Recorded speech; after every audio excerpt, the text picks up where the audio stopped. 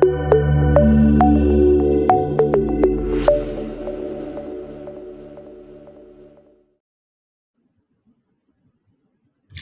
afternoon, everyone, and welcome to our Financing Green Home Upgrades event, where we'll be launching the findings of our partnership work with the Development Bank of Wales.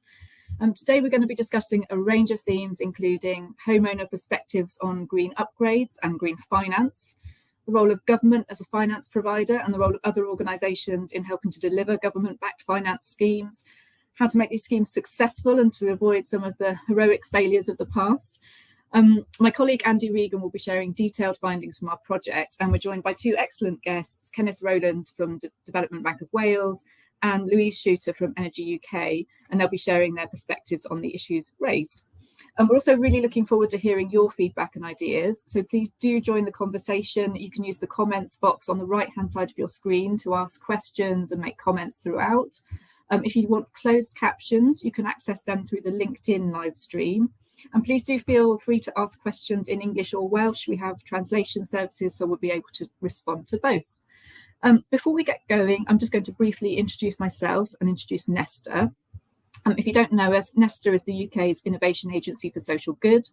We design, test and scale solutions to society's biggest problems, and we work across three mission areas. One of these is to help people live healthy lives. Another is to give every child a fair start. And the area that I work on is focusing on creating a sustainable future where the economy works for people and the planet. I'm the Mission Director for Sustainable Future, and a lot of our work focuses around cutting carbon emissions from homes, which is one of the biggest net zero challenges that we face here in the UK. I'm particularly excited today that we're going to be launching our first major piece of work on sustainable future that's been undertaken fully in Wales since we launched this new mission-based strategy. One of the strengths of the Devolved UK is that it does create opportunities to test and scale different types of innovations in different contexts. And working across the devolved nations allows us to test ideas and share learning across the UK. My colleague Andy will say a little bit more about how the Welsh policy context has enabled this particular piece of work. So let's move on. Just to kick off the discussion, I'd like to first introduce Kenneth Rowlands from Development Bank of Wales. Kenneth joined the Development Bank in 2012. He's a highly experienced fund manager and property development investor, responsible for the strategic delivery of DBW's property funds, as well as the Help to Buy Wales and Self-Build Wales schemes. Welcome, Kenneth. Great to have you. Thank you, Madeline, and good afternoon, everyone. Very pleased to be here, so thank you for having me. I thought it might help just to give a very quick summary of who the Development Bank of Wales are for those that don't know us. So we're a wholly owned subsidiary of Welsh Government. We've got 5 offices dotted around Wales, employ about 250 people, manage around 1.9 billion of funds.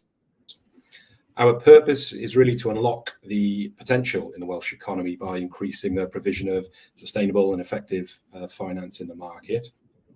That's lots of words. What that actually means in practice can be boiled down, I suppose, to two key types of work. The first is discretionary investing. So that's where we identify gaps and failures in the private market. I look to close those gaps by making commercial investments and raising specific funds to help us do that. That's typically all commercial loan and equity investment.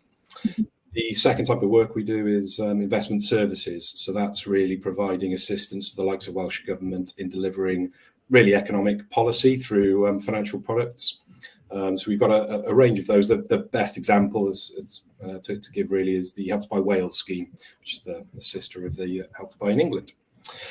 So the discretionary investment is all done on a very commercial basis. Investment services are more policy-led and tend to have elements of grant funding in. I could go into lots more detail, but I won't because I want everyone to stay awake. But that's a very high level of what we do generally. Shall I talk briefly about the work we do specifically in the decarbonisation space? Yeah, it'd be good to hear a little bit about the work you're doing on decarb specifically. Sure, and I'll try and segue seamlessly into the Nesta report from there. So, as you can imagine, as a government-owned institution, the decarbonisation agenda is, right up the list of priorities for us.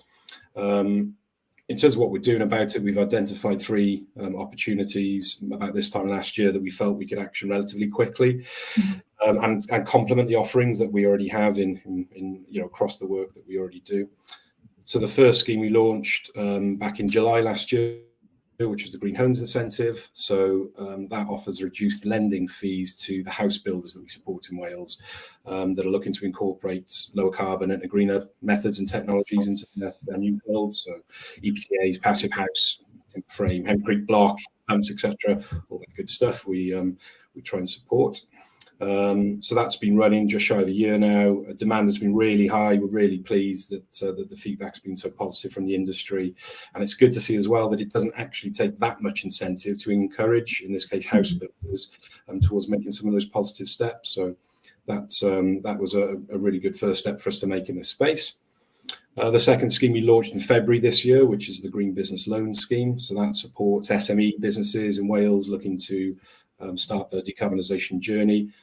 Offering them some consultancy advice as to what the art of the possible might be, and then some funding support. And we actually offer reduced interest loans to support those businesses who are looking to take some of the steps towards decarbonisation. So it was great to get those first two up and running pretty quickly. What it also means is we can focus full attention now on the third opportunity we identified, which is supporting the decarbonisation of the housing stock in Wales. And really what that means is trying to find a way to encourage and support retrofit activity. And that hopefully is the seamless segue into the Nesta research and report, and has obviously played a huge part in our thinking and our plans in that area. So can you tell us a bit more about the background to that work? Because it sounds like from the other work that you're doing, you're mainly, correct me if I'm wrong on here, but mainly business facing rather than household facing, apart from perhaps on Help to Buy. So is this a new direction for you? And where did that come from? What were the challenges you were trying to address, and why then did you want to partner with us on this? Yeah, sure. Well, I mean, I think you're right. It's probably a combination of a few different areas that we're already quite active in. So we do have that direct consumer-facing activity with Help to Buy and a few of the other services schemes. We've also developed some good experience and understanding of decarbonisation, housing, some of the technicalities that sit behind that through some of the other schemes, and of course the retrofitting activity for businesses as well. So it feels like quite a natural next step for us to take. And a good opportunity, and one that needs some action in it. I think it's also important from a Welsh Government perspective that we can help complement the activity that they've been undertaking in the social housing space through the optimised retrofit programmes. So lots that we can learn and build on from there, but clearly acknowledging that it's a different approach needed for the private owner-occupied market. And that's very much what led us into the first discussions with Nesta, I suppose, because I think the key challenge we felt in this space, as well as trying to get heads around all the technical difficulties, the interdependencies, there's different supply chains and installers and accreditations and the endless list that sits behind all that. Actually, the most important thing we wanted to really start to understand better was the drivers of homeowners and what mattered to them. Why people might not decide to take up retrofit action, and what we could do to encourage that. Very aware that because of the complexity, it's quite a daunting task for the majority of homeowners to ask them to go on this journey. Major financial considerations among others. So making sure that we understood what that looked like for people, I think was the first step. I think, as you alluded to as well, it further heightens the importance of making sure anything that we do in this space is fit for purpose, because there have been very well-intentioned schemes that have been launched previously at different levels of government that haven't quite managed to secure the level of engagement that we were hoping for. And I think what we find is schemes can get a bad reputation very quickly. So getting off on the right foot is really important. So again, that all comes back to the behavioural drivers. So yeah, that was definitely the starting place for us. It's really, really helpful. Brilliant. I think that set the scene really well. We'll come back to speak further when we get to the panel discussion, Kenneth. So thank you for that introduction. I'm going to now pass across to my colleague Andy Regan to present the findings from the work that we've done together with the Development Bank of Wales. So Andy is our mission manager based in the Nesta Cymru Wales team. He leads partnership development in Wales, and says he's interested in hearing from anyone working in domestic decarbonisation in Wales. Andy also leads our work on energy flexibility. So Andy, I'm going to pass over to you. I'm really looking forward to hearing the findings. Thanks, Madeline, and thanks everyone for joining the event today. Just wait for my slides to appear. I'm going to be talking through a little bit more on the background of the report and what we did, and then the bit that's most interesting of all is just the findings. So, as Kenny mentioned, and as Madeline mentioned, we're interested in ways that the devolved context gives us opportunities at Nesta to do things slightly differently. Kenny's mentioned Welsh Government has done a lot in the kind of social housing space and decarbonisation, kind of primarily focused on fabric retrofits and a lot of work in social housing. But these two reports you can see on the screen really pointed to the need to do kind of more in the private owner-occupied context. So that's where we kind of came in, offered our support to DBW, and this has now kind of culminated in at the end of this kind of user testing phase in this report, which we hope will be, it's primarily targeted at what DBW are trying to do, but we hope there's some insights in there that are useful to other finance providers too. So in terms of sort of the question that we were trying to answer for the bank, essentially was around focused on the product that they should build the pilot of a scheme around in 2023. As a starting point for us, a sort of sustainable service, so sustainable in the sense of having longevity rather than in the environmental sense, and very much focused on decarbonisation as the objective of that scheme rather than fuel poverty as some of the Welsh Warm Homes schemes are. So very much thinking in terms of avoiding some of those pitfalls that we think previous kind of government-backed schemes in the UK have fallen into, sort of starting small and building up around it. But obviously it's therefore helpful to have a really good understanding of what the kind of core product you should begin with to build that kind of long-term objective around. So that's kind of how we sort of saw the challenge that we were taking on. There were a few different components to the work over the last year or so. I'm going to focus on two of them really today, but we began with some kind of general polling in Wales to get some kind of baseline understanding of what people thought about this. Did a literature review of similar schemes across Europe and the rest of the world to see what the kind of common themes were in terms of success or failure criteria. Some service mapping exercises involving some of the stakeholders in the Welsh context and what they thought the service would need. We also did kind of some depth interviews with homeowners in Wales, and all of that work then fed into a big kind of online behavioural science RCT, which will form kind of the bulk of what we'll talk about today in terms of the hard findings. But just to kind of summarise a little bit of what we think came out of the user interviews, which we then kind of built the products that we tested around. The starting point is there's generally relatively low interest in green measures. People either weren't interested at all or had sort of thought about it but hadn't really taken any action. And generally speaking, the idea of borrowing to pay for those measures was also not popular. So not the best starting point for trying to design a kind of green finance vehicle. But nonetheless, when we kind of got into the details of the conversations with those people, what we found generally, there was a lot more interest in having a conversation about the measures themselves than there was about the kind of nuts and bolts of what the actual finance product would consist of. So people were concerned very particularly about making the right or wrong choice for their home. So they knew that there were lots of kind of variables that in play, and they would want to be really confident that they were doing the right thing. A sort of subcategory of that was in terms of the tech. People are aware that there are lots of different tech options around, particularly when it comes to heat. Some people we spoke to were aware of the kind of electrification versus hydrogen debate and wanted to make sure that they wouldn't kind of make the wrong choice there and end up with something then when everybody else ends up with something else. And a recurring theme was how to find the right people to sort of install those measures to a good standard. So not anything kind of particularly surprising in there, but we felt it was important to kind of have those conversations and structure that around how people feel about kind of upgrading their home more generally. Like how would they approach any kind of home upgrade, including paying for it. So we tried to sort of segment the people we'd spoken to into different groups and think about what the different needs they had were. But there were some needs that almost everyone we spoke to had in common. The desire for that home assessment to make sure what they were getting was right for their exact situation. The need for some installers they could trust, and then more generally advice on how to sort of save energy through behavior and how to kind of use the stuff that would be installed in their home. So when I come on to talk about support in a few slides time, the support package that we presented to people, those are the kind of three components of that package that we're talking about. So that was just some sort of insight generation, which we then fed into the biggest part of the work, which was this online randomized control trial developed by the Behavioral Insights team, who are part of the Nesta group of companies.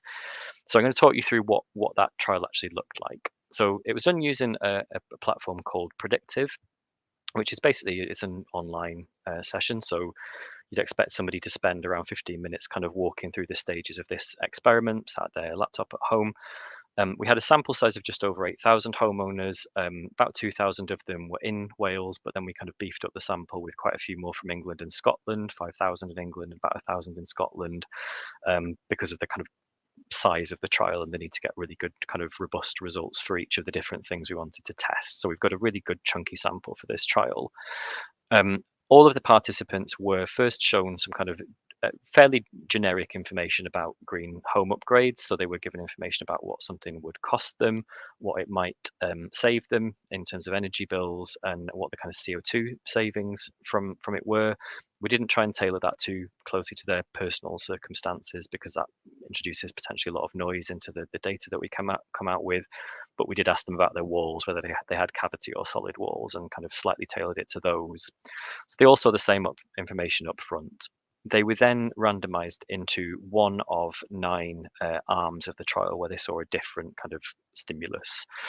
So 7 of those were something that we had designed at Nesta around the kind of user insight work that we had done. And we had 2 control groups, one of which was just a pure control who didn't see anything, and another had just a kind of generic text based on a high street bank website describing a personal loan. So I'm not going to talk you through exactly what each of those 7 different variants were, but it kind of foregrounded different features of the product, different versions of the product, to see which one would come out more popular. This is quite text heavy, so don't attempt to read this. This is kind of reproduced within the report, but this is just to give you a flavour of the sort of thing they would see. So it's very much pitched as like a kind of a leaflet or like a sales document that they might get. Explaining the different features. This is about the kind of length that you can expect people to engage with seriously in this sort of experiment, meets the kind of word count criteria. And as you can see, it just kind of highlights different features of the product. So they would see one and one only of these kind of examples. Having seen that and had a chance to digest it, they were then asked about their intentions to use that product to install retrofit measures in their home in the next 3 years. And asked various kind of sentiment questions about it. Why would they do it? Why do they like it or not like it? And also given the opportunity to sort of choose which measures they would pay for using the finance. And then finally, they were offered the chance to give their email address to us, kind of ostensibly to be recontacted about the launch of the finance product, which we weren't actually going to do, but that was just a sort of soft commitment test to see if they were kind of interested in real life and actually getting potentially a sales call about the product. So that was the sort of broad structure of the experiment, and the idea is then to sort of compare the different arms of the trial. So the primary areas of analysis were essentially, there were 2. So the figures that you'll see in a moment for take up were basically people who answered yes to that question of, would you install green upgrades in the next 3 years and use the finance product to pay for them? So the percentage you'll see in a moment are answering that question. And we also then, the other primary area of analysis was how much CO2 savings you could achieve from the people who said yes. There's quite a lot of secondary areas of analysis that are in the report. We won't say loads about them today, but it includes take up across different demographic groups, which upgrades were the most popular, as I said, some of the sentiment analysis, and we think we got some interesting findings around overall willingness to pay as well. We'll touch on that a little, but we'll focus on the primary areas of analysis today. So stop sign is a reminder to myself to let you know the caveats that we would always say about this sort of piece of work. Firstly, is that obviously because it's an online experiment, it doesn't include people who are digitally excluded. And secondly, that what people were very aware that what people will say in an online experiment and what they would actually do in the real world are not the same. So we would take the numbers as very much like the upper bound of what's likely to actually happen. But what Predictive as a platform is particularly good for is comparing options against each other, rather than necessarily sort of saying that because X% of people say they'll do it, we assume that X% of people will actually do that in real life.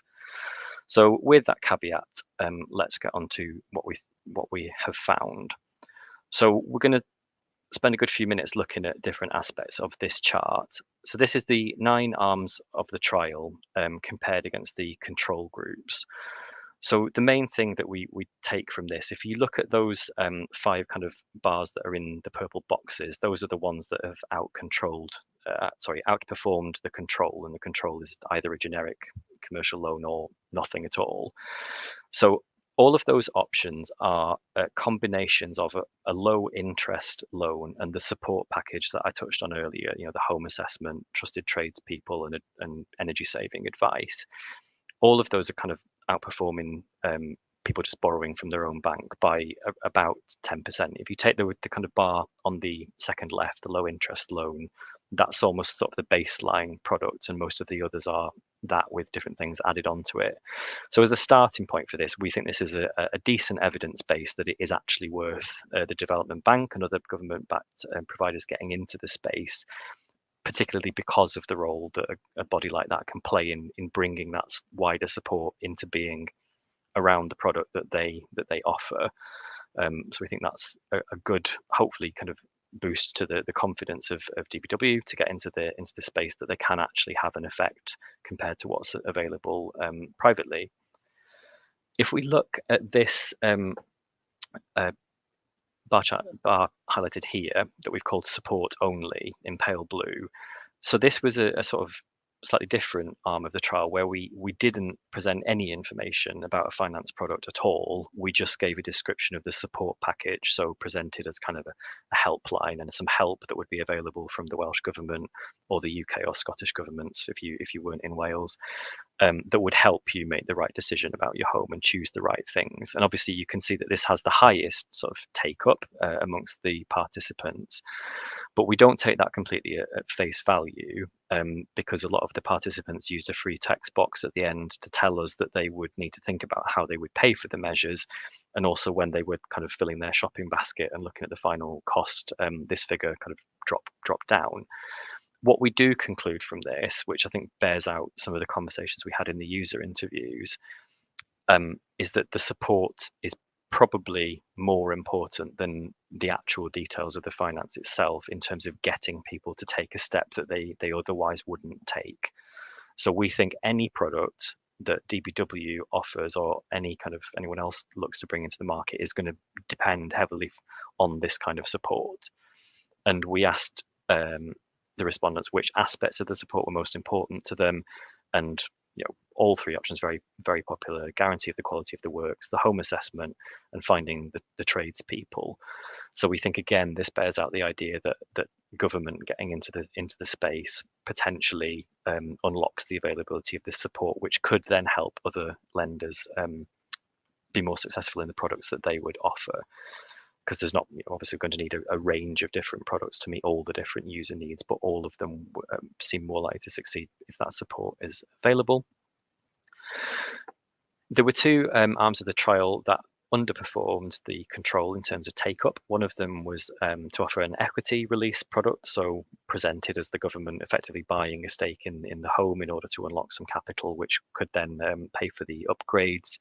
Obviously, the benefit of that being that you wouldn't then have any additional kind of monthly outgoings to pay for the upgrades, but that would be recouped by the government or the development bank at the point of sale of the house. Now that obviously was less popular, and there was feedback around some sort of slightly spicy wording about the distrust in politicians came through in the negative responses to that, and people didn't like the idea of the government owning a stake in the home. However, we don't think this is a sort of nail in the coffin of equity release. We think it potentially could really meet the needs of some users depending on their kind of cash situation. But it certainly doesn't suggest that this would be the product to start with in building a kind of long-term financial service. The other trial arm that underperformed the control was one where we made it a heat pump loan. So people who are familiar with Nesta's work will know that we're really focused on bringing down some of the barriers to heat pump uptake, because they're, pound for pound the best option for decarbonising homes, but they are quite expensive now. They're not as well known as a technology in the UK as they are in other parts of Europe, for example. So a lot of our work is around kind of reducing those barriers and bringing down the cost and making them more accessible. So we're not particularly surprised to see that this arm of the trial had lower take up, but this does bring us into the other of the two primary areas of analysis, which was around the carbon savings that you could achieve from the product. And there are two ways that we kind of thought about how to present this information. I'll talk about both of them. So the bars you're seeing here is obviously kilograms of CO2 saved in a year from the green upgrades that the people in the trial had chosen. So this version of the figures is just counting people who said yes, they would take out the product in the next they would take out the upgrades in the next 3 years and use the product to pay for it. So you can see here the kind of heat pump loan arm of the trial is almost double the carbon savings per year from all the other arms of the trial. So you could think of this version of the findings as being how much CO2 emissions could you achieve through per pound spent. The other way of looking at the information is to include all the people who said no. So they had seen the offer of the heat pump loan and declined it, which obviously then affects the averages if you include those in.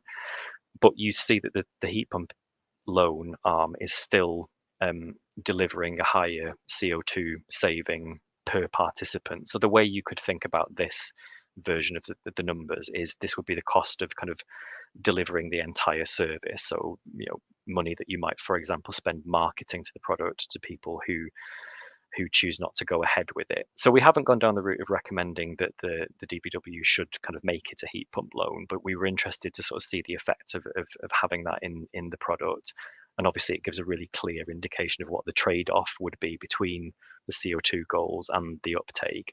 And even though the uptake is lower, you're still achieving a kind of higher level of carbon abatement through that product. So we're hoping that it will at least be possible to pay for a heat pump using the finance product from DPW.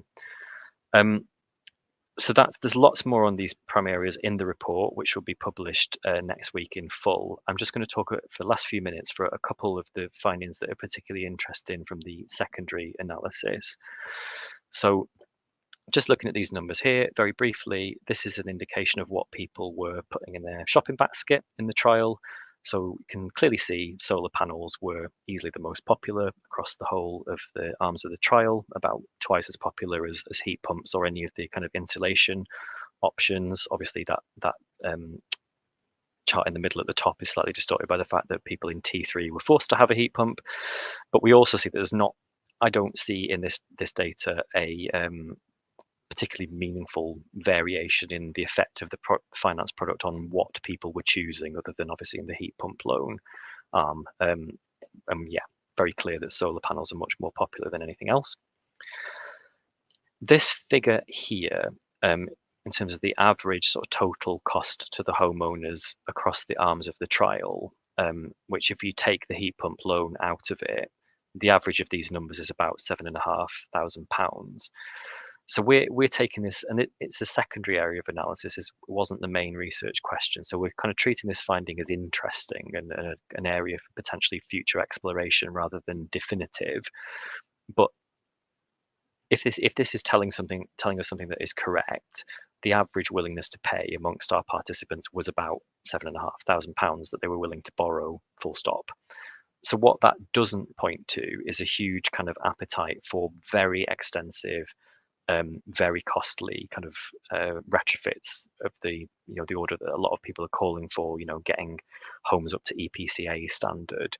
So it might be worth kind of calibrating our assumptions about what people will borrow against this figure, but we'll absolutely feel we'd be interested to do more work on this. So take this as a kind of interesting finding rather than definitive. And then a couple more things, and then I'll be back to the discussion. One of the questions we asked the participants was whether the finance product they had seen or the support product was something the government should offer, and really high kind of positive response to that across the trial. 72 to 85% of people saying yes, they think the government should offer it, and worth remembering that that's participants across England, Scotland and Wales, 5,000 of whom were in England, saying that they thought the UK government should offer such a product. Reasons that the participants gave for saying yes, so yes, they would upgrade their home in the next 3 years using the product. The low interest rate came out very highly, not surprisingly. 58% saying it would allow them to get green upgrades, and a lot of people like the flexible repayment terms. The reasons people who said no gave were more about the cost of the upgrades themselves, the fact it wouldn't make enough of a difference to their energy bills, and people talked about the hassle. So those were the top 3 reasons.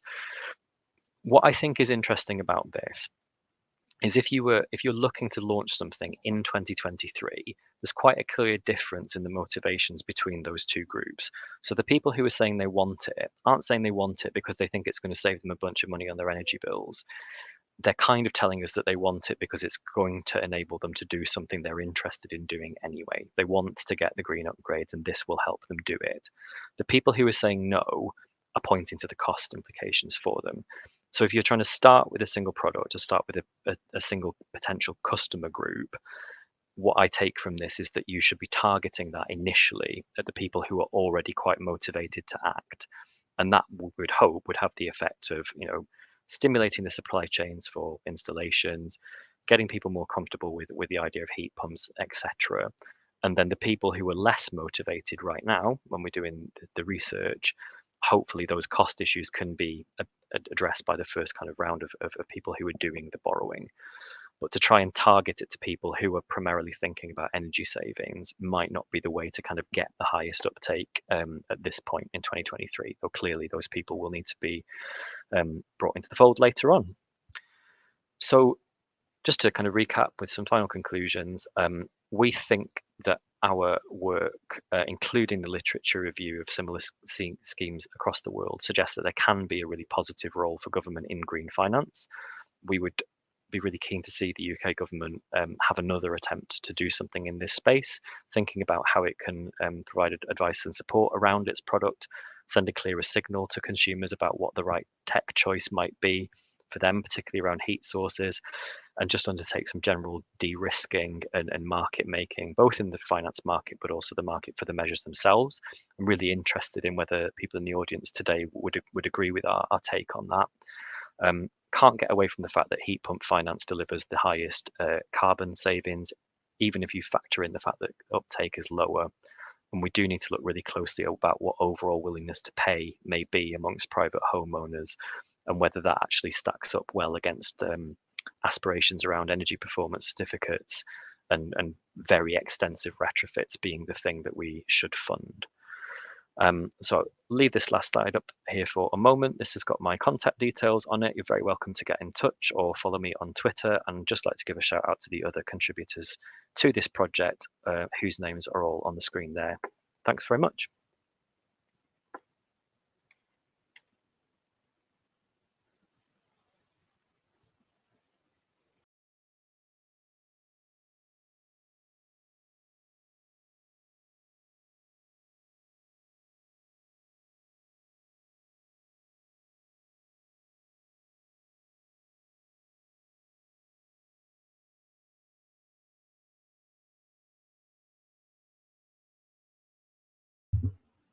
Sorry, I've just realised I've been on mute. So I'll just say thanks. Sorry for that, everyone. Thanks, Andy, for that tour of the findings. As Andy mentioned, the full report will be published next week. So anyone who wants to go through it in more detail can have a look then. And we'll also be discussing some of the themes that came up further in the panel discussion in a few minutes' time. But before we do that, I'd like to turn to Louise Shooter from Energy UK, who will be giving us a bit of a perspective from the industry side on what she thinks some of this stuff might mean. Over to you, Louise. Thanks very much, Madeline. I'll just wait for my slides to come up.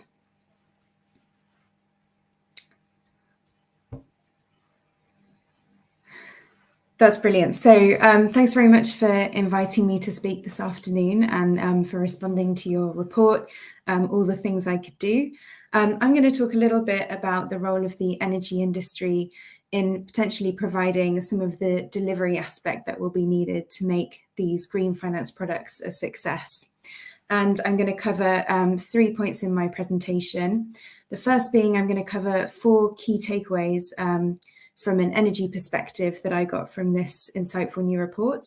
The second area I'm going to talk about is the role of the energy industry in providing that delivery model. And the third area I'll cover is a couple of aspects I think we could explore more arising from these findings. So if we could go on to the next slide, I'll just briefly introduce Energy UK. So we're the voice of the energy industry. We represent generators, suppliers and service providers in heat and transport.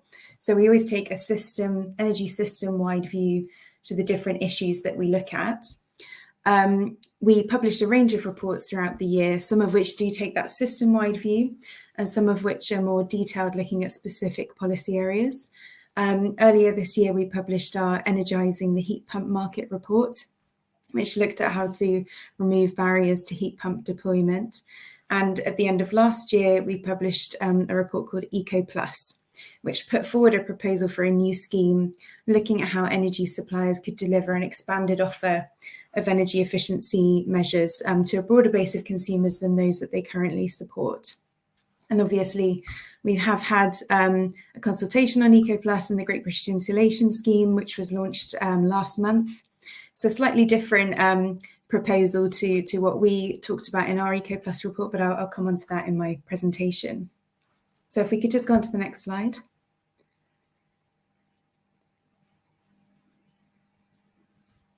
So the 4 kind of key points that I wanted to pick out from the report and kind of just react to was that first point around the interesting dynamic that Andy covered about willingness to invest in these measures. And that, from the findings, you can see that through having a discussion with people around the finance options available to them and providing that support and information in the form of something like a home assessment does improve people's willingness and kind of build on their interest in green measures. And there was that kind of cohort that Andy picked out that had particular green motivations to act. And that's really positive to see. And while we do have targets from government around fuel poverty, around phasing out natural gas boilers, we have targets for delivering a net zero power system by 2035. What's missing potentially is that policy framework that maximises the interest that is there among consumers to act now and invest in upgrading their homes. And that leads me on to the kind of second key point, which is around the role of green finance, which is clearly an essential enabler in delivering this work. And I think it's consistently been the view of Energy UK that we need both targeted, fully grant-funded measures for vulnerable and low-income households and those who are unable to pay, alongside a broader framework of policies that helps to build a competitive and commercial market for retrofit. So that would include green finance alongside support for skills and training, alongside clear routes to redress for consumers, a combination of regulations and fiscal incentives that help drive people to take action. And Energy UK members, energy suppliers have been particularly involved in that kind of first aspect of delivering fully funded measures through the energy company obligation. They've been delivering that work now for 10 years, since the first scheme was launched in 2013. And in the kind of broader context of fuel poverty schemes, it's relatively successful in its longevity of having gone now for 10 years. And so I think it's important to think about what the benefits might be of using that understanding and knowledge of delivering retrofit through these schemes, to think about what a broader role of energy suppliers might be. And we're starting to see that to some extent with the Great British Insulation Scheme. So while suppliers will still be delivering partially grant-funded measures, they will also be required to collect customer contributions. So we're starting to see people investing their own money into these works. And I think that's where we need to move to in order to have that kind of commercial competitive market where retrofit is seen as something that's quite aspirational. So the third point I wanted to highlight was around the really interesting conclusions about needing a kind of granular approach to different financial products, and that you don't have a kind of one size fits all solution. And I think it was really welcome to see the references to property linked finance in the report, to the KfW scheme by the German Development Bank. And I think I would add to that kind of neighbourhood funding models that are being developed by the likes of Bankers Without Boundaries, as these are really interesting ways of accessing institutional finance to deliver place-based approaches as well. So we can have a kind of portfolio of different financial products. And similarly, I think from an information provision point of view, just picking up on the importance that Andy highlighted of that support provision. Again, I think it's important to take a granular approach to this and recognise that there are multiple actors involved in delivering information and support to consumers, and that can include local authorities. I know the report talks about the important role of estate agents that can actually help to build on the fact that when people are first moving into their home, they're more willing to invest. Lenders also have a really important role to play, and energy companies as well. Next slide, please. So I'm just going to briefly talk about 3 key areas in which the kind of energy industry can work alongside or to help deliver some of the works enabled and unlocked by these green finance products. And this is in response to the call in the report for a partner that can engage homeowners. And I think over the past year, we've seen energy suppliers obviously delivering really key financial support to customers in response to the rise in international wholesale gas prices. Suppliers have been at the forefront of the smart meter rollout and have a lot of learnings of how to work with customers to start thinking more about their energy consumption. And obviously, as I mentioned through ECO, they have a lot of kind of insights and learning of delivering whole house retrofits as well. And so I think it's a case of taking this learning and thinking about how that can be used to kind of reach a broader group of consumers. And their energy suppliers are actually uniquely placed to kind of deliver or move towards delivering bundled services to consumers that connect fabric efficiency measures, heat pumps, solar panels, a smart meter, a time of use tariff to help them actually access the benefits of a net zero home. And that brings me on to the second point. So Nesta's done some fantastic work around thinking about what the future might look like of different ways to pay for heat. And one of those could be paying for household upgrades through energy bills, so moving towards concepts like heat as a service. And we know this summer Ofgem is going to be consulting on innovation in the retail market. And so it's really important that we think about what the future of the retail market could look like to help enable that innovation and investment in these new propositions. And then finally, I think the energy industry plays a really important role in helping kind of going back to Energy UK's remit, take that system-wide view to these measures. So green home upgrades are, obviously helping people to reduce their energy bills, to live in a warmer home, but they're also enabling that transition to a net zero power system. And so therefore, through schemes like the Demand Flexibility Service this winter, we saw different ways in which consumers were engaging with flexibility markets and being rewarded for shifting their usage. And so that's really innovative, and it changes the dynamic and the relationship between consumers and the energy industry. And I think that will be a really kind of helpful element in delivering the retrofits that are needed too. So just moving on to the final slide, please. I just wanted to pick up on the 2 key areas I thought might be interesting to explore further. The first being one of the final points that Andy highlighted around consumers not being really sure that they're going to kind of pick the right winner or invest in the right technology. And I think there's potentially a role here for industry to play and for government to play in thinking about what that future net zero power system looks like, where we'll have generation around the UK, what local area energy planning might look like, and to actually identify and provide confidence not only to consumers but industry as well about what might be the most appropriate technology for the most appropriate places. And I think the second point I wanted to just pick out was the really interesting findings from this report around how consumers in homes with a lower EPC rating were actually less interested in taking out finance to upgrade their home. And I think that really speaks to the need to strengthen EPCs and make sure that they're more fit for purpose in communicating what the benefits are of delivering, of kind of doing those measures on the list. And I would also be really keen to hear from the audience today about the ways in which consumer groups might be able to draw from international examples of heat pump markets in other countries where they're quite mature to build confidence among consumers in the UK. So thanks so much again for inviting me to speak. These are my contact details. Looking forward to the panel discussion. Thanks a lot, Louise. That was really helpful and good to have a perspective from industry about what they might contribute to decarbonising homes in particular, and how they might work alongside government around government-backed finance. And I think you've really helpfully drawn links to quite a lot of wider issues as well around things like the structure of the retail market, innovation in the market, costs of energy and so on, which I think we'll pick up quite a lot in the panel discussion. So at this point, I'd like to bring back in Andy and Kenneth. And we're going to kick off a discussion. I've got some questions as chair, but I'm going to weave in questions from the audience as well, because there's already been quite a few of them. So thank you for that, and do keep them coming.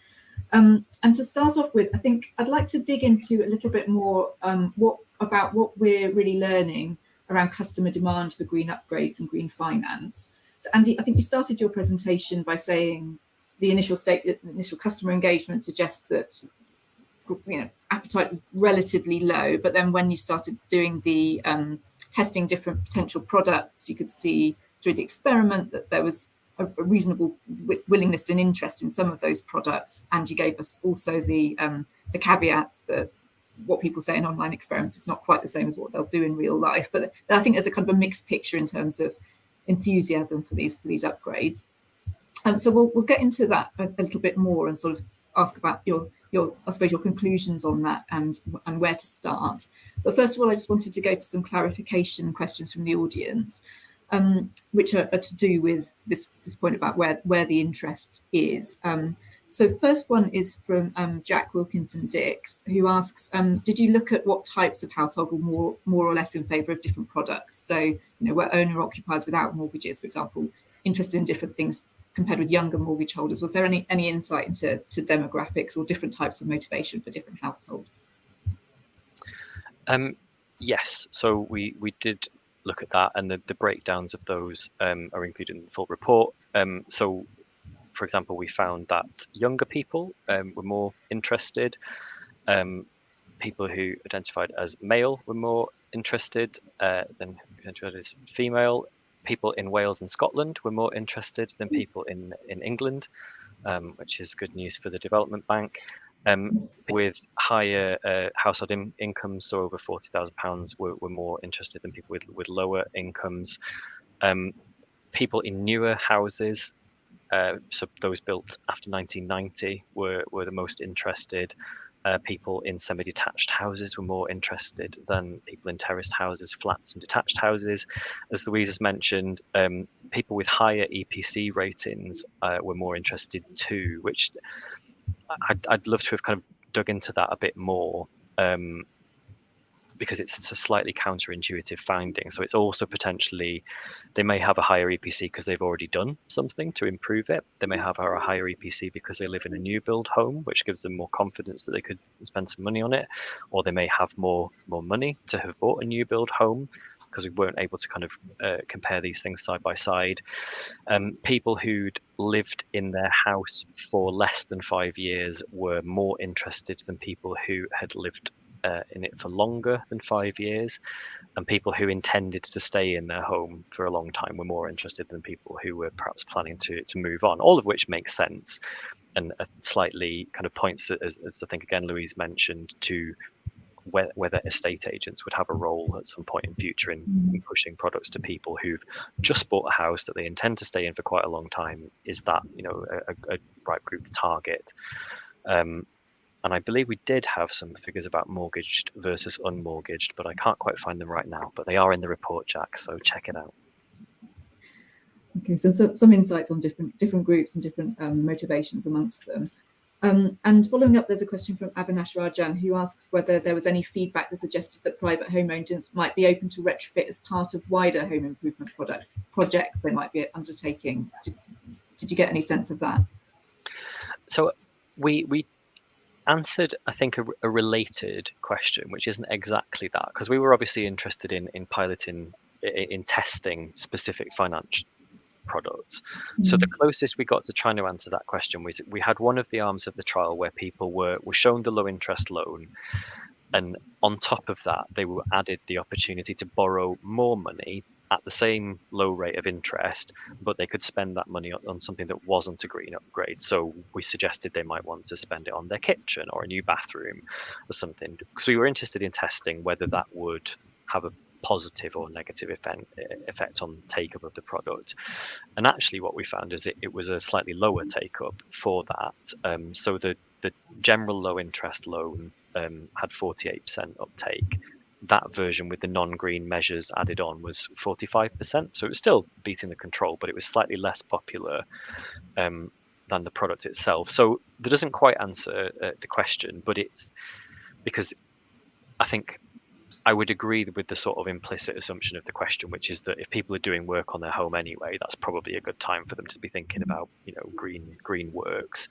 But obviously we're linking that to a specific finance product, and tailoring that finance product to that assumption doesn't actually seem to have much of a positive effect. But I think if you take the finance out of it, it's the timeliness of it. And it's a bit of a shame, because I think we were maybe hoping that people who sell kitchens could be like a point of sale partner for something like this, if they could kind of kill two birds with one stone in terms of giving their customers finance for the kitchen and some green upgrades at the same time. That's really helpful. Yeah, I think that's giving us some hints at what how to unlock demand. And so I guess the next question, and it's for all of you, but I'll come to you, Andy, first, just to kind of conclude. What are your thoughts then, in conclusion, about levels of potential demand for government-backed retrofit finance, and kind of how to best unlock it? So I think, based on some of the conversations that we had as part of the scoping of the work, and based on some of the literature review, I think it would be a mistake to assume that introducing a government-backed finance product is a way of stimulating demand. I don't think that if you put it on the table, suddenly people who are not particularly interested in it will become interested in it. And I think that's kind of been the assumption about some of the less successful financial products that we've had attempted in the past. I think instead, if you take the approach that I think the Development Bank are hoping to take, which is they want something that's going to be in place for a long time, like the KfW, German Development Bank loans, then it's probably better to think in terms of where is demand now, and how do you kind of begin building a really good service that's got a good customer experience, it's trusted, people feel like it'll be there when they want it, not when the government wants them to want it. Finding where that demand is now and targeting it, something like this in its early stages at those people, is probably a better path to success than trying to think in terms of we'll launch something and suddenly everyone will want to do something that they didn't want to do before. Thanks a lot. I mean, Louise, how does that chime with your work? I mean, you talked a bit about some of the work you've been doing both on finance for retrofit and heat pumps. Like, does that ring true, or is there something different you'd add to that? Yeah, I think definitely in thinking about previous kind of energy efficiency schemes that we've had, I think the Green Deal is an example of a financial solution without the kind of supporting policy framework to drive demand, and therefore we saw quite low uptake. However, contrastingly, the Green Homes Grant Scheme had a huge amount of demand, but not the capacity to deliver. Although I guess that was potentially linked to the fact it was providing grants rather than loans.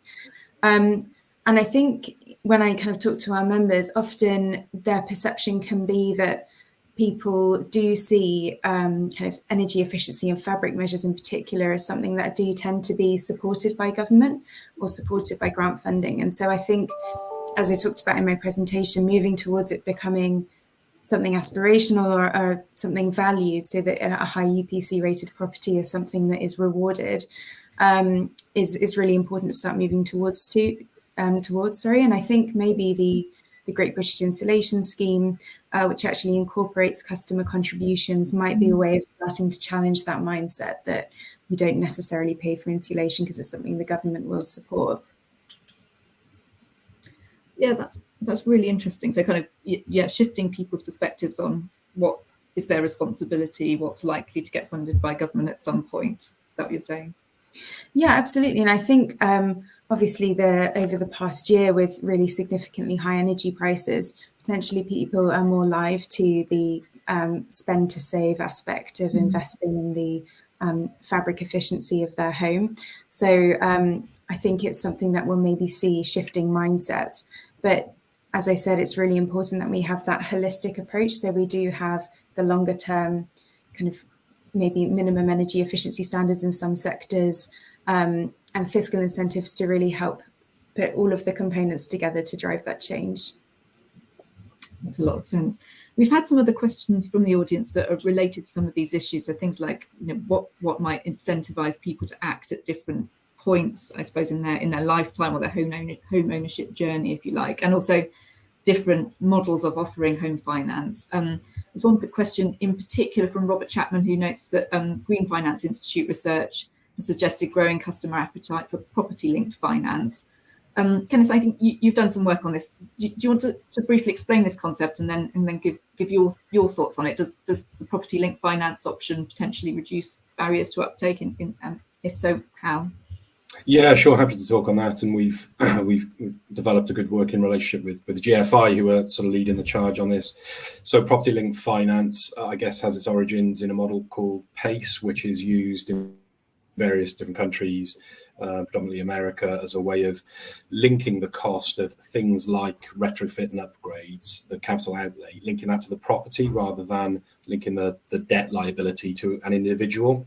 So I think Rob mentions that sort of payback barrier, which is a major consideration, particularly as, you know, costs are only escalating in this area. So, you know, how long is it going to take for me to recover the cost of PV panels, heat pumps, etc. And am I still going to be in the house to actually reap those benefits? And if I'm not, is there going to be a corresponding uplift in property values, which, you know, is similar to the discussion around EPCs, whether you get any sort of premium for an EPCA. So the property linked finance there's different ways of approaching it, but a simple example might be attaching it to something like council tax. So you might have a council tax premium that defrays the cost of the heat pump or whatever the installation cost is over a long period. And if you do move house, then you don't actually take the burden of that repayment with you. It stays with the house. So it's definitely a very interesting solution and does potentially address that particular barrier around payback periods. So it's one that GFI are looking at. There are other potential mechanisms to do the same thing, because the challenge with it at the minute is it requires legislative change, because it's all intrinsically wound up with tax law, essentially, and where those powers lie, who administers it, etc. So it's a very exciting and potential solution. It's unlikely to be quick because of the complexities, and in particular those legal changes that are required. So yeah, GFI doing some really good work on that, and it could certainly help. I mean, timescales are probably the biggest challenge. So the window of opportunity in decarbonisation is growing ever smaller, as we know. We need to act fast. So I think if that is a longer term solution, fantastic. From our perspective at the Development Bank, it's whether there's things we can be doing in the meantime as well that can help bridge some of the concerns in other areas around technology understanding and catalyse some action, potentially as part of a first step for a wider solution, and that could be it. Thanks a lot. That's really helpful. There's a couple of other questions that are kind of linked to this theme. Some of them are around what would motivate people to upgrade their homes, and that's framed in terms of uplifts to property value and so on. And I wondered if you had any insights on the question of whether and in what circumstances green upgrades to homes do increase property value. Is that one route to encouraging people to invest? Definitely. It has been a legacy issue for a long time now, but there has been recent evidence, particularly some recent research by Santander, that suggests actually there is a premium that's been attached now, particularly to EPCAs, up to 10% in some areas. As ever, it's difficult because you can slice the data in different ways, and we're in a situation of very high market volatility, some very strange dynamics over the last 18 months, fluctuation in house prices, demand and interest rates, so on and so forth. So deriving specific trends about that is quite difficult when you've got such a varying data set that sits behind it. But all of that said, I think it is being recognised that the more energy efficient your house is, the cheaper it is to run, so you're willing to pay a little bit more up front. And there's definitely good opportunity out of a very bad situation in Ukraine with regard to the impact on energy prices, because that only further incentivizes and focuses people's mind on what running costs are looking like. So there's probably never been a better time to really try and do something about that gap between the cost and value, because economically the case is there. It's more of a cultural shift than a financial one, I'd say. Yeah. And just one more question on this topic. It's from Julian Boss, who's asking whether how climate risk of energy inefficient buildings could be properly priced. Do you have any thoughts on that, Kenneth? Sorry, my connection just dropped there. I didn't catch that. Go to the point on investing in homes can create an uplift in their value. There's a question from Julian Boss, who asks, how can climate risk of energy inefficient buildings be properly priced in to attract the levels of investment needed to retrofit them? Do you have any insights on that? The climate risk of energy efficient buildings. I think it in part relates to the same discussion, really, in terms of how do you properly recognise the value that you're adding through some of these measures.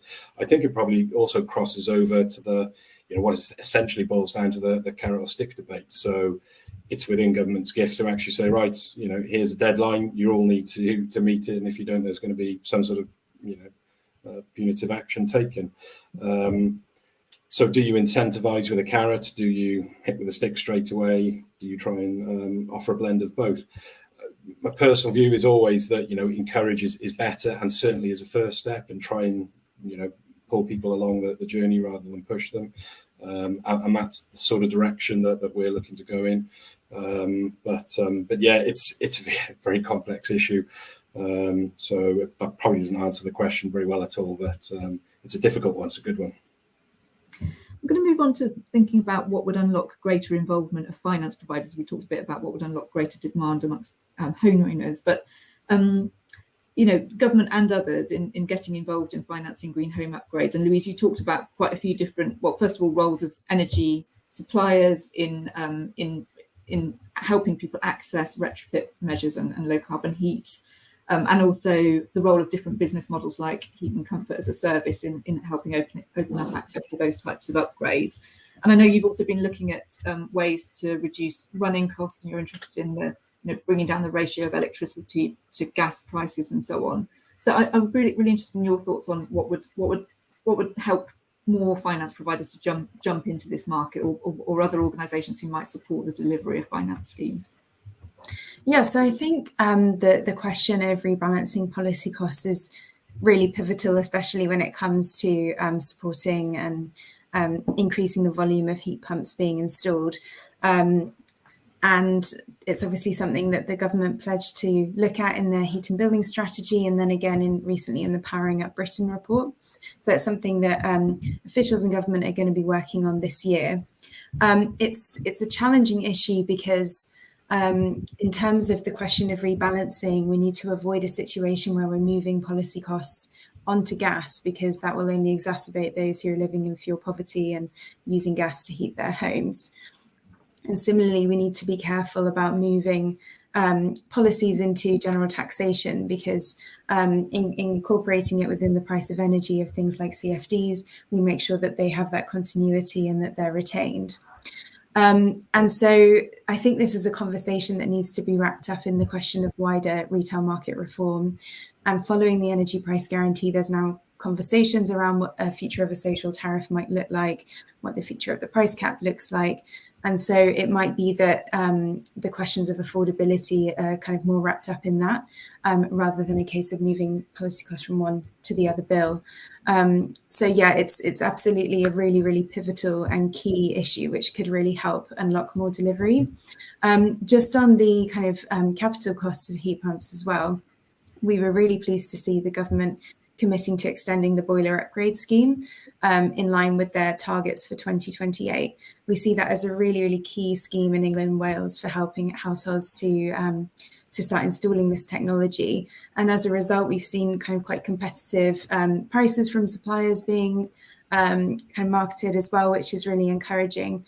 And so we're starting to see, that role of suppliers basically wanting to develop new attractive customer propositions, helping people unlock the benefits of a net zero home where they've got flexible heating technologies and they can use social tariffs and shift their usage to when it's cheaper and greener to use their power. So I think we're starting to see that shift now, but it's wrapped up in many other things as well.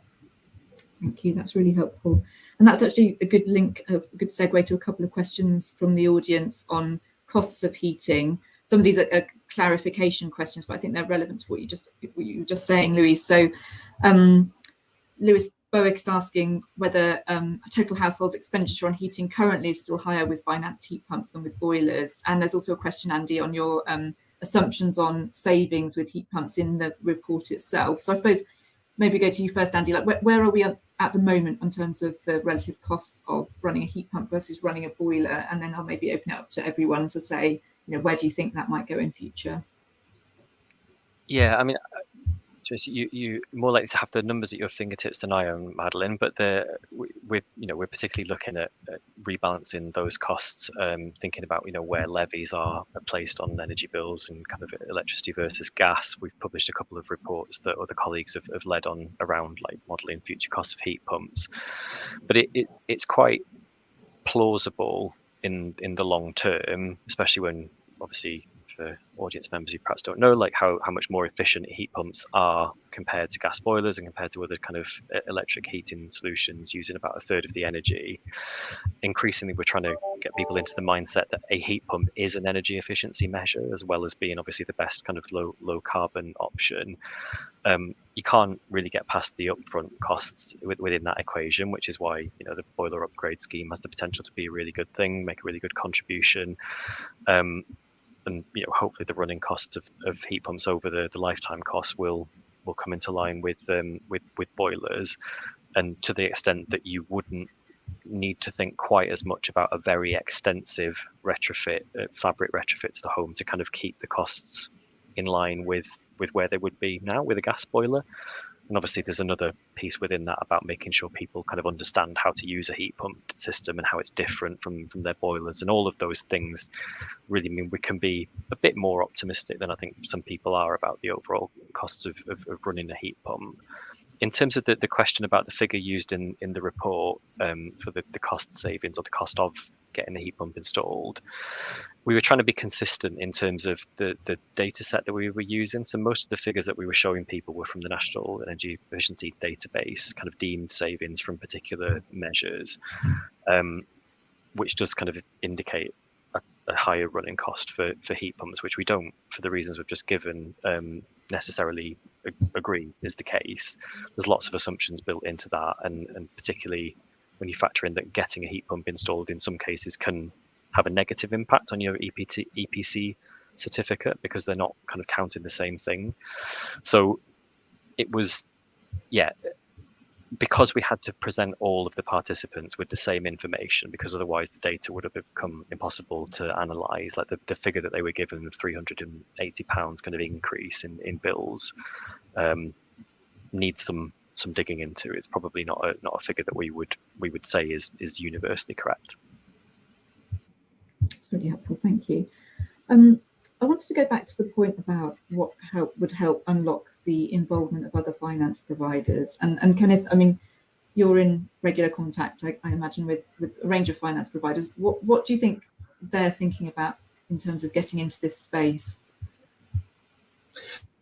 I mean, I think in a similar way to us, trying to get it right. so there's offerings that haven't quite hit the market before, and also just the sheer complexity of the problem.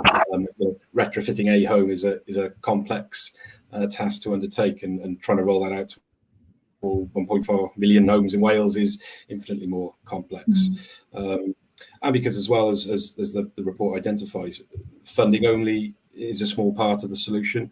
Really, the primary thing people are after is comfort as to, it's the right thing to do, and these are the right solutions, and these are the right people to install it for you. You're not going to be caught out by taking what should be positive steps and end up paying through the nose for it later. So there's a big piece around that. How do you give that level of comfort without really taking on a massive liability for something you can't control as a funder, in terms of the quality of service? Can we rely on existing accreditation schemes that are out there? How robust are they? Again, people have been caught out before with things like insulation being installed incorrectly or inappropriately in certain homes. So there's a huge amount to try and cover there, which is why it's so difficult to take action at pace, because you don't want to get it wrong. You can do a lot more harm than good, despite all the best intentions. So I think most certainly high street funders out there have some sort of green offering. There are other finance providers that offer low cost, in some cases interest-free loans to support this, which is fantastic. They've all got different funding models. What it does point to and highlight is another part of the challenge, which is it's a very disparate part of the market. There's lots of people trying to do good, and joining the dots is a big part of the problem. Definitely what we've been doing with Nesta is helping in that first step, and again just highlighting what are the real things that matter to people, and it is just getting that comfort that I think comes with potentially a government-backed scheme, but also demonstrates that there's a lot of work and research that's gone into really trying to solve some of these challenges, and that does just take time. Really we'd like another 5 years or so to try and develop the sort of pilot scheme that we're running to try and address as many of these questions as possible. But for us, it's about balancing that need for action as soon as possible, and not letting the perfect be the enemy of the good. I think everyone's generally trying and recognises the importance of the issue, but it's very complex, and the more you pick, the more you find out about your own naivety and the things you don't know. Does DPW potentially have a role in de-risking the space for other lenders? I think de-risking in the sense of, can we start doing things now that actually help inform how these products best work? Hopefully not, but if we do make mistakes along the way, that'll only help others, avoid them. So I do think, at least prompt in further action activity of other lenders, it is part of our role. It does mean taking on higher elements of risk, but I think you go into that with your eyes open, and we know that actually what we're trying to do is be a force for good. So it's definitely not our place to try and take over the market, be the only finance provider. That's not what we're here for, really. As I said in my opening remarks, we're really a gap funder, and currently this is a clear gap, both in terms of the extent of funding, but also what's wrapped around it. So hopefully if we can find a model that starts to address that others can take some comfort from and help prompt their action, then we'll have achieved what we're after. Thanks a lot. And Louise, I know you had some thoughts in the report you mentioned on Eco Plus about the potential role of the UK Investment Bank. Could you expand on that a bit? What do you see as their role potentially? Yes, definitely. So when the UK Infrastructure Bank was first established, it received a strategic steer from the UK government to focus its efforts on supporting the delivery of fabric energy efficiency measures and low carbon heating technologies as well, and supporting retrofits.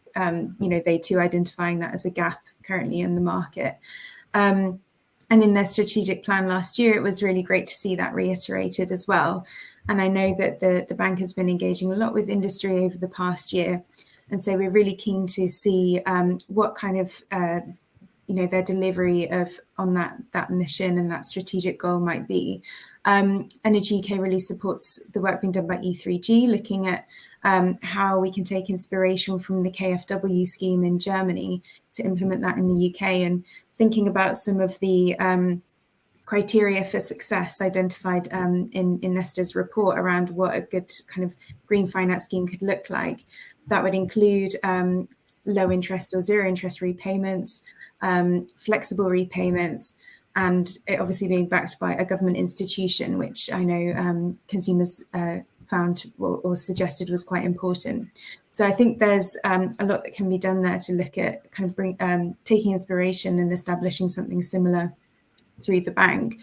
In our Eco Plus report, as I briefly kind of summarised, that proposal was to have a voluntary scheme that would see energy suppliers delivering part subsidised energy efficiency measures. So, for example, it would be, say, 50% of the cost subsidised by government and the other 50% paid for by consumers. And you would gradually reduce that subsidy over time, encouraging people to act sooner rather than later. And I think given the findings of the report that actually there's relatively low interest compared to solar panels in fabric measures, but given that they are, they're extremely important for reducing demand, for enabling heat pumps to be installed, I think it's really important that we kind of look at how the bank might be able to support schemes like that to help a broader cohort of consumers be able to pay for that kind of additional top up that might be needed in a partial subsidy scheme. So how can the bank kind of work with schemes to kind of guarantee lending that might be able to improve accessibility to that? Yeah, okay. So thinking creatively about the role of different institutions, including the infrastructure bank, to kind of fill, as you said, plug some of the gaps that otherwise might not be filled. I thought, Andy, I had some questions for you really on, I suppose Louise kind of made reference to KfW's scheme in Germany, and we were sort of hinting early on about schemes that have run in the past that haven't been super successful. I mean, what would your conclusions be on, I think you said consumers across the UK think that there is a role for government-backed finance in this space, and actually that was one of the unexpected but fairly strong findings from the research. And it's sort of proposed that it's right for government to look at this again. And Louise, you're talking about potentially the role of the UK Infrastructure Bank as well. How if we were to take this forward, how would we avoid mistakes of the past? What would be the key success factors, building on what Louise has already said?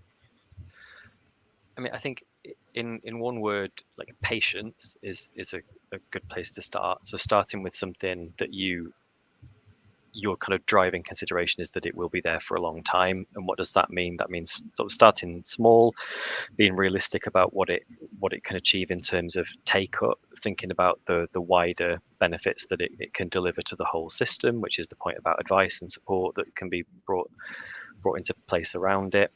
I think, user testing, like what we've done for DBW, but you could do a lot more of that to understand, how it meets different needs. And I think as a government kind of looking to get into this space, like Kenneth talked about carrots and sticks. So I think the problem with the Green Deal is the carrot wasn't very tasty and there weren't any sticks.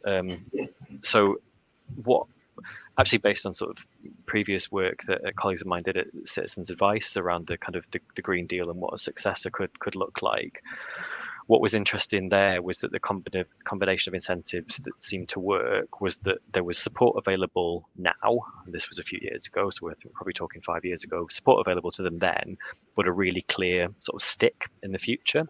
So whether that was going to be something like having a higher rate of council tax if you were in an inefficient property was one of the things that people were kind of presented with at that point. And they didn't necessarily like it, but they felt that it would make them take action. And on the house pricing thing, again, it was something that it came through in the user interviews, so sort of an anecdotal, I guess, but it was plausible to the people that we were speaking to that the people who would buy their home off them would be willing to pay more for it if it had already had a green upgrade. And increasingly, if the government sent a much clearer signal that whatever we're talking about, getting a heat pump is going to be something that you will have to do. You will not be able to kind of stick it out with a gas boiler for much longer. You will need to do this. Then increasingly, when you're looking to buy a home, you will see that as an additional cost that you will have to bear as a homeowner. So again, it's never going to just be about the finance, which I think was one of the kind of failure points about the Green Deal, is they tried to make it just about that. They threw cashback incentives on top of it when it didn't enjoy the uptake, to try and, again, to stimulate demand for it rather than kind of aim it at where the demand was. And then I think there's just some other things around Green Deal. Is just how complicated it was. You had to deal with kind of several different providers. You had to deal with the finance provider, the assessor who'd come to the home, then the assessment of the home, the assessment of you for finance, then the people who would actually provide the finance. That could potentially be 3 different businesses who you'd never heard of. They only came into existence because of the Green Deal as a vehicle. So as well as just being a bit of a pain, it also created a really big space for scamming, which then became part of the narrative around it, was that people were getting scammed. People broadly knew that the government was offering something. Someone knocked on the door and said, I'm from the government offering the thing that you vaguely have heard of. And then it's very easy for people to kind of be misled into sort of, paying for something that they weren't going to get. So you're going to have to put a lot of kind of support framework around that too. And it's also an issue that we're seeing around like the PACE loans in the US, is because they were linked to the property and a really safe bet in terms of how they were kind of prioritized for repayment. That also led to some mis-selling of the measures, because it was a really good way to get paid as an installer. So those measures were being pushed onto people who perhaps didn't need them, and ability to pay wasn't taken into account. So there's lots and lots of stuff to get right. And actually, coming back to one of the very first points I made, the government actually physically putting some pounds in someone else's pocket is probably not the absolute most important thing, but it can act as the wedge to get the government to take its wider potential roles more seriously and invest in that. Kenneth, any thoughts on that? I mean, you also alluded to some of these issues, and sort of not wanting to, potentially one thing that Debt Development Bank can do is make mistakes so that other people don't have to make them, but you'd rather avoid that. So what are your thoughts on how to take this forward? Yeah, I mean, I don't want that to be the lasting impression of what development banks are here to do. We do very well, but there's always risks in going first, aren't there? Which is why it's important to be brave.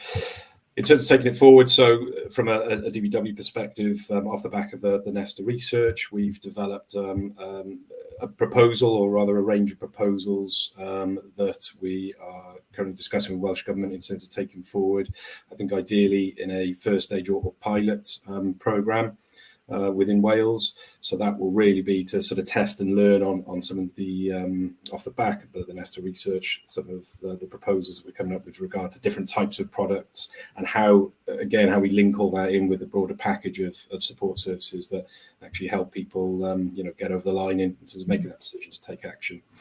So there's lots of focus on that at the moment. We're hopeful, dependent on feedback from our colleagues in Welsh Government, to potentially get something launched this financial year. Because as I say, the point of us doing something in this space now is trying to learn from things as quickly as we can. As you say, there's lots of other good stuff that's coming down the road. So can we do something sooner that supports that and enables future success of potentially wider schemes to roll out in Wales and UK more broadly? So watch this space. We're working hard, and we'll hopefully have an update on that soon. Exciting. Thanks a lot. We've had quite a good discussion, I think, certainly from my perspective, about government-backed finance and some of the issues that might be needed to be addressed to unlock more demand from homeowners and from finance providers to get into this space.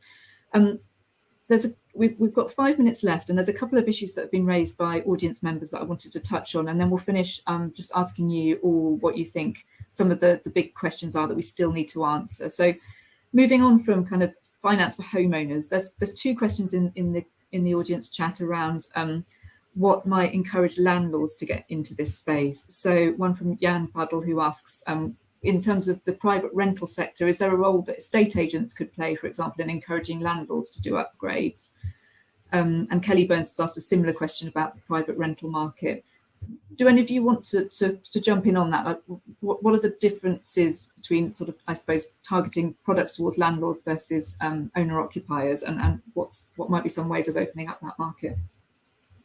So, I mean, if I come in with you on this one. So I should perhaps could have made clearer that our work was focused on owner occupiers, because we made an assumption that the needs would be somewhat different. So we didn't want to try and smudge it all together into one sample. So that's absolutely what this work is about. I think the differences with private landlords and the interaction with estate agents, I think people are becoming increasingly aware of thinking about energy bills when they move into a property. So there's already an incentive there for landlords to sort of have a property that's more marketable and more rentable, because the energy bills will be lower.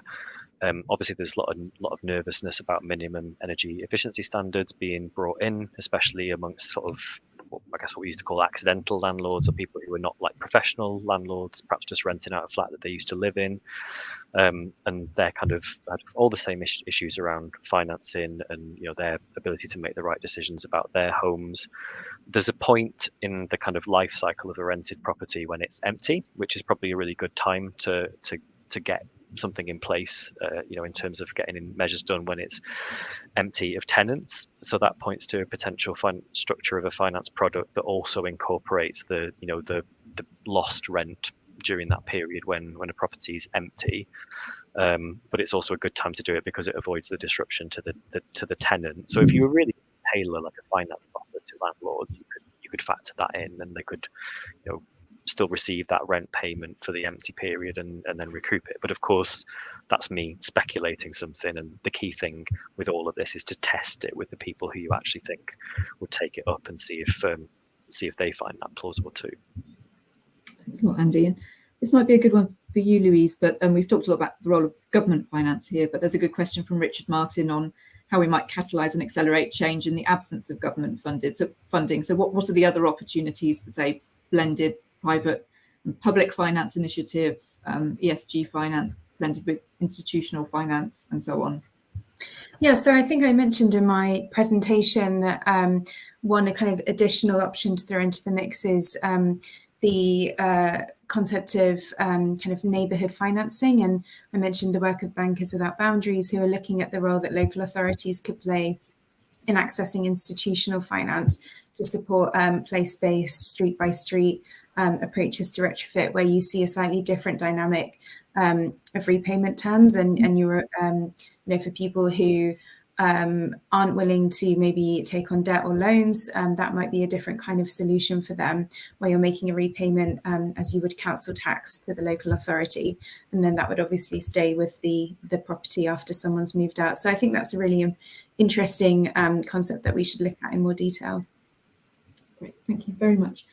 Right, we're coming towards the end of our session. There's still more questions we could be asking, but I'm afraid we'll have to close in a second. So I just want to finish with one question for you all, and your brief thoughts on it would be really helpful. I'll start with you, Andy. Like, what do you think are the questions that we still need to answer?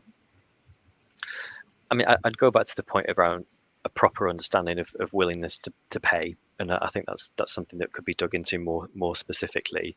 But I'd also just acknowledge that the point that Chris Jofe's made in the chat, that we've spoken a lot today about incentives, and that's only obviously one part of the kind of COM-B model of behaviour change. Like, I think the advice and support is part of how we build people's kind of capability and an opportunity to make the decision. But it's core to the whole piece is not just thinking in terms of like a direct incentive or a financial incentive, but I still do think it would be useful to dig in detail to understanding exactly how much people are willing to put towards doing something which is fundamentally for everyone else's benefit, rather than necessarily what they would want to do to their home if they had the money to spend on something else. Thank you. Louise, what are your thoughts on that question? Yeah, I think I'd just kind of reiterate my question around the findings of the report, that people with a lower EPC rating are less inclined to borrow, considering the fact that they would actually benefit more from those measures. And I think there's kind of two aspects to that. The first, I think, is just kind of thinking about the way that we can maybe improve EPCs to actually incentivize and better inform behaviour change. And I know the CCC wrote to the Minister earlier this year with an idea for different metrics that could be used within that system. And I think the second point is potentially the role in local authorities looking at the archetypes of housing within their communities, demonstrating what's been effective when installed in that kind of housing type, and then building confidence among people again in their local area that that's the kind of work they can do and they'll get a good outcome from it. Thanks a lot. And Kenneth, I'll give the last word to you. What are the big questions that are still on your mind?